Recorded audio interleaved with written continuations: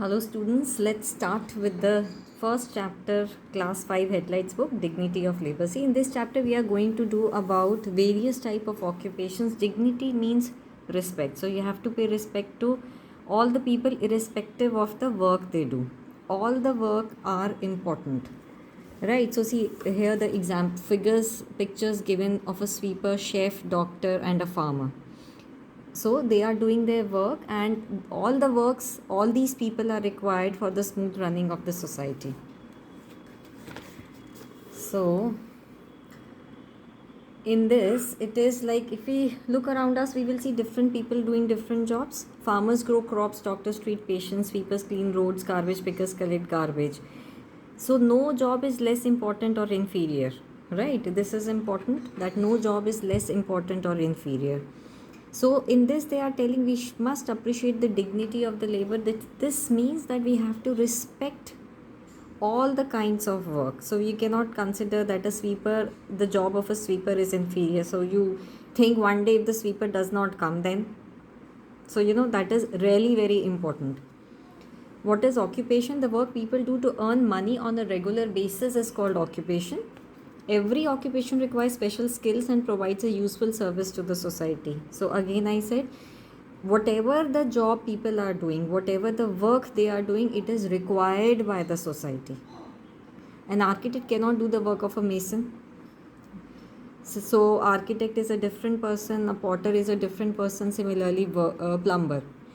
So these are the types of occupation. So depending upon this, we have divided the workers into skilled, unskilled and professional. Let's start with the skilled. So those people who learn their work through training and practice under elders in the family are called skilled, like cooks, craftsmen. See here the tailor and plumber picture is given. These days you also have some institutes which run vocational training programs. Vocational means they are short time period program just for training purpose. A specific skill is taught to them. It is not a very formal or professional degrees, right?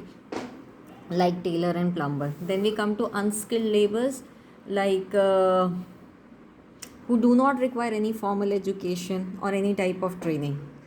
These are the examples: cleaners, sewage pipe, selling vegetables, filling of vehicles with fuel at fuel stations, right? Delivery task people who do. So those people who help in our houses, so like sweepers, maids, they are called helpers. Here the photograph of a vegetable seller is given. Who are professionals? People who study and undergo special training in the specific field. So this is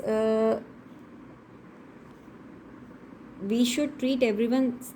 In this they are actually again saying that everybody has to be treated with respect and dignity irrespective of what they do, right? So no work is big or small. All professions are important. Every profession, from being a doctor to a safai karamchari means people who clean, right, contribute to the functioning of the community.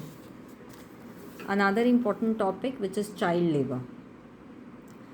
Now some people employ children for various types of work. These children either do not go to school at all or work after school to earn money. So why children are going for working and not for school? Because either they are poor or there is lack of awareness. So the government made this rule that employment of children who are below the age of 14 years is called child labor, and it is considered illegal, means against the law, which does not allowed under law. So if any child is seen working, the employer is liable to be punished. Now this question come, who will be punished? The employer, the person who is making them work in his factory. So even if the laws are present, they are saying that some parents do send their underage children at work.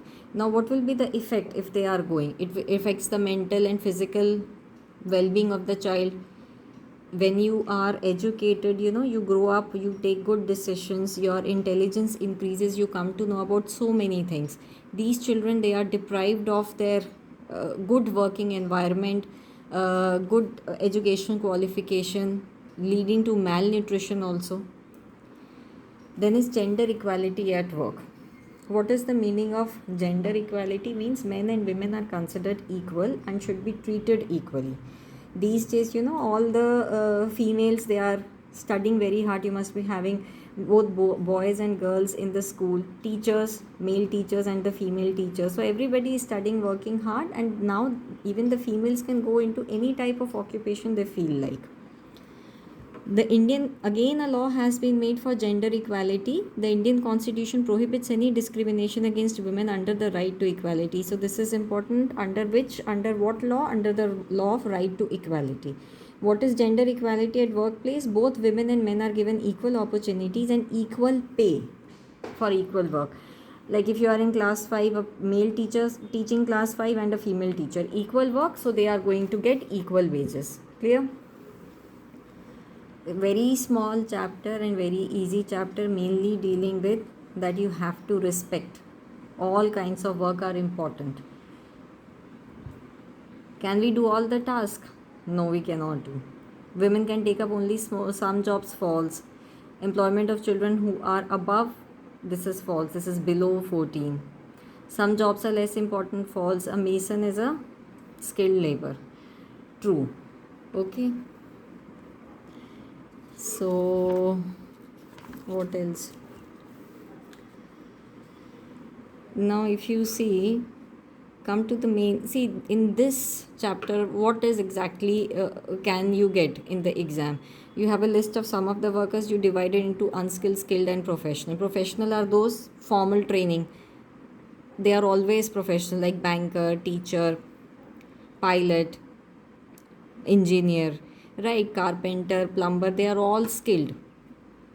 And initially I said professional, now skilled, like plumber, who else, driver, carpenter, they are skilled. Then house help, they are unskilled. What is occupation? We have done for regular earning of money, the work which we do. Professionals, formal training, skilled, unskilled, may differences. 1 point is enough with one example each. Dignity of labor means respecting all the kinds of work and also the people who are doing. Why it is important? For the society to function properly. Now, like in question 5, it is given, if nobody collects garbage, it will be collected, it will be dumped on the road. Foul smells, stinking, breeding grounds for mosquitoes, flies, diseases. So it has to be cleaned. So what does it show? That the work of a sweeper is really very important. He cannot be considered inferior in any sense. So here, why the police arrested the owner of the factory? Because he was employing children less than 14, and which is illegal according to the government of India. So this is a practice, this is a law. Other than this, you are not going to get anything. You can get a picture and you know what type of work it is, who is employed, type of worker. That's it.